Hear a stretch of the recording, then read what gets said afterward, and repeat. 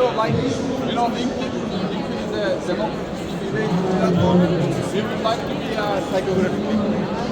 That's the side.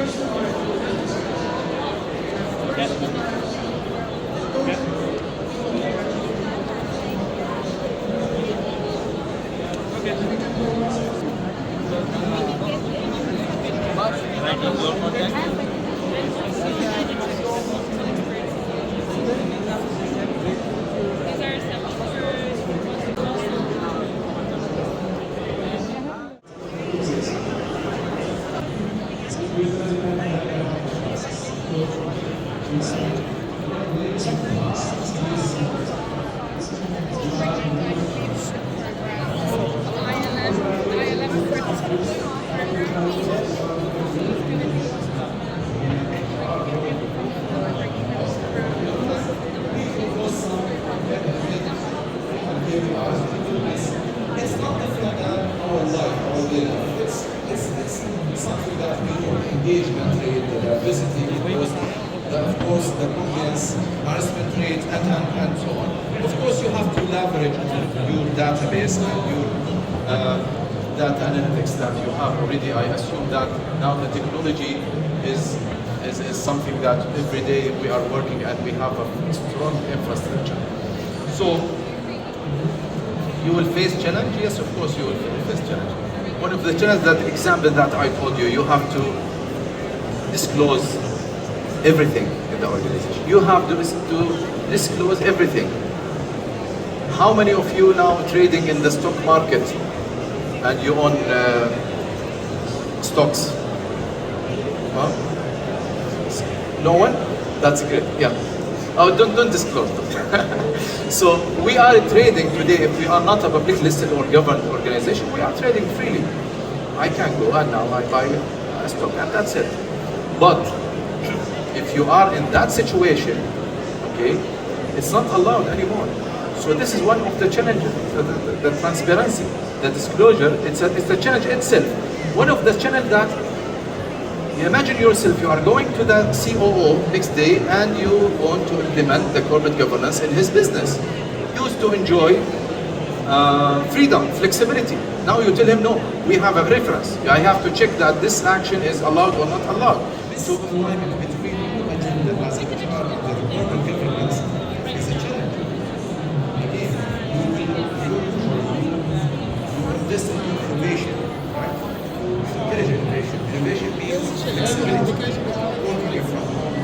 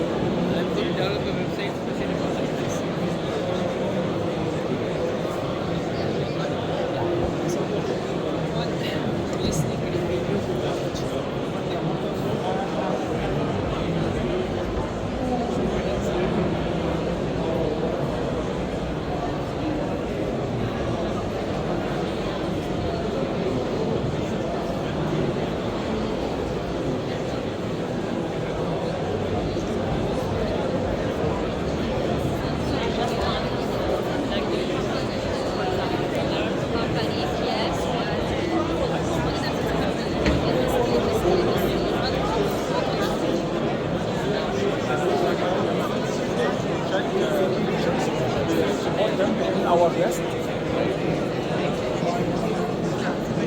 Let me just scan. You got you didn't get the enzyme?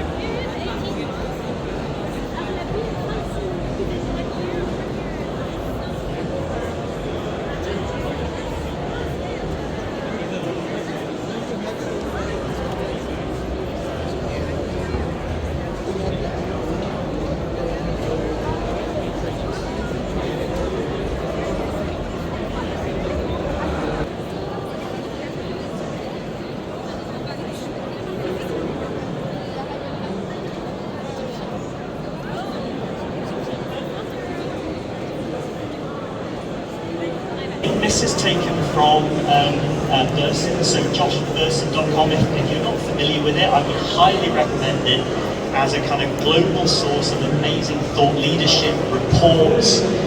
Josh Burson used to be one of the senior partners at Deloitte. He then had his business acquired by Deloitte, and they produce amazing reports. And that's just a bit of an inside tip. If you haven't come across joshburson.com, have a look at it.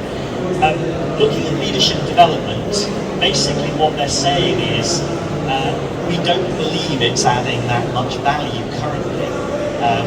25% is kind of thinking. At this moment, for example, I'm doing a project where individual development plans are developed with the use of AI technology, where it gives me more time, or consultants more time, or employees within the HR departments to have that conversation. Let the data crunching and reporting be done by AI, no problem. But then the most important part, where it comes from operational to strategic focus, is we've been talking for 20 years, let's be more employee-centric. Let's spend more time with the employees. What do we do?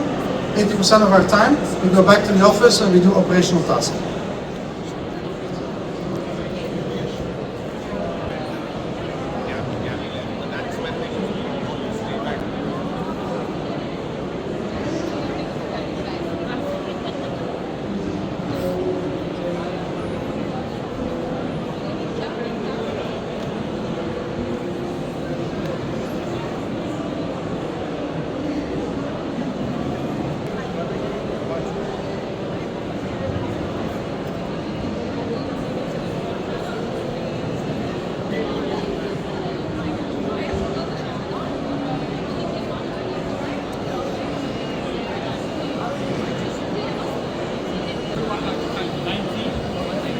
Yeah.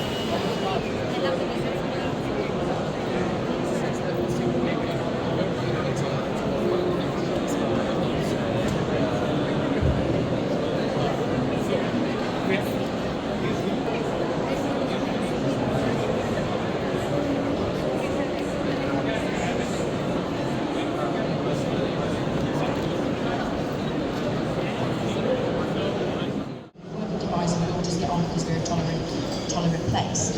Absolutely, it is a tolerant country, and there's lots of things to drive that.